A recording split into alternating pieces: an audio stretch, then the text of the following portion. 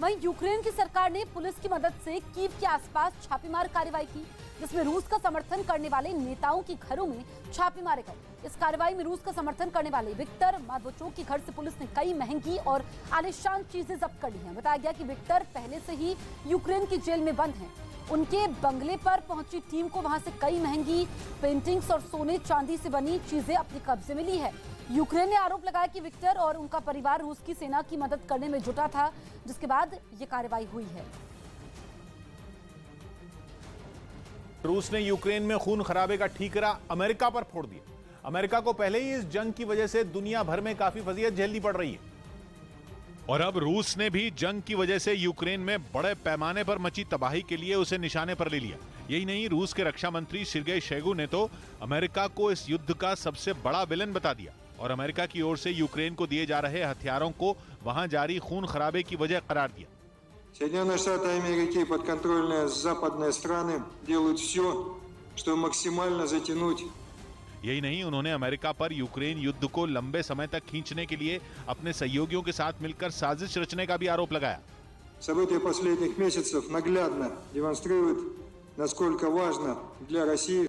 असल में पुतिन की सेना पर यूक्रेन के बुचा और कुछ दूसरे शहरों में नरसंहार के आरोप लग रहे हैं और इस मुद्दे पर अमेरिका रूस को घेरने में कोई कसर नहीं छोड़ रहा।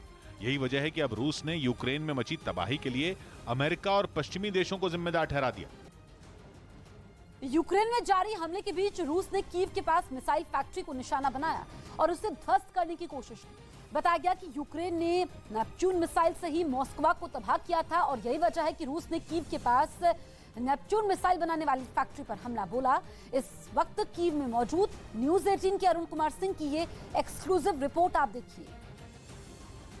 मैं इस वक्त कीव शहर से 20 किलोमीटर दूर एक मिसाइल फैक्ट्री के बाहर खड़ा हूं, जहां रूस ने हमला किया है।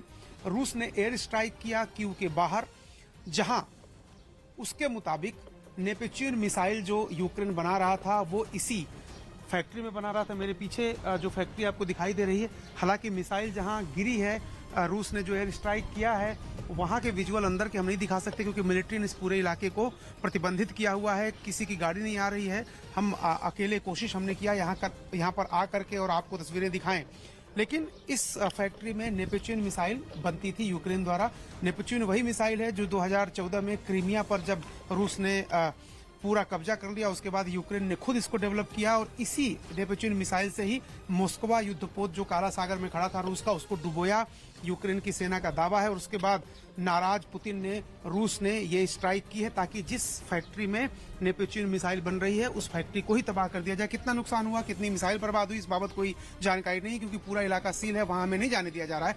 लेकिन जहां पर रूस की सेनाओं का काल नेपच्यून मिसाइल बनाता था यूक्रेन, उस जगह पर रूस ने हमला किया, एयर स्ट्राइक की है और उस पूरे इंस्टॉलेशन को बर्बाद किया है। यूक्रेन जंग के बीच रूस के साथ ही सीरिया ने अमेरिका के खिलाफ मोर्चा खोल दिया। सीरिया ने संयुक्त राष्ट्र के महासचिव को एक चिट्ठी लिखी जिसमें 2017 में अमेरिका की अगुवाई वाली गठबंधन सेना पर उसके एक शहर में नरसंहार का आरोप लगाया और यूएन को लिखे इस खत में सीरिया ने 2017 की कई घटनाओं का जिक्र किया, जिसके साथ ही अमेरिका पर यह आरोप लगाया गया कि सीरियाई शहर रक्का में उसके सैनिकों ने उस वक्त जमकर बर्बरता की थी। सीरिया के विदेश मंत्री के मुताबिक अमेरिकी फौज ने जून 2017 से लेकर अक्टूबर 2017 के बीच आईएस के खिलाफ रक्का में सैन्य अभियान चलाया था, लेकिन इस अभियान की आड़ में अमेरिकी सैनिकों ने हजारों बेकसूर लोगों की जान ले ली थी। इसके अलावा भारी बमबारी कर उन्होंने पूरे शहर को तबाह कर दिया था। सीरिया ने ये चिट्ठी ऐसे वक्त में लिखी है जब रूसी सेना पर यूक्रेन में बुचा समेत कई जगहों पर नरसंहार का आरोप लगा है, जिसे लेकर अमेरिका रूस पर लगातार हमलावर है। इस वक्त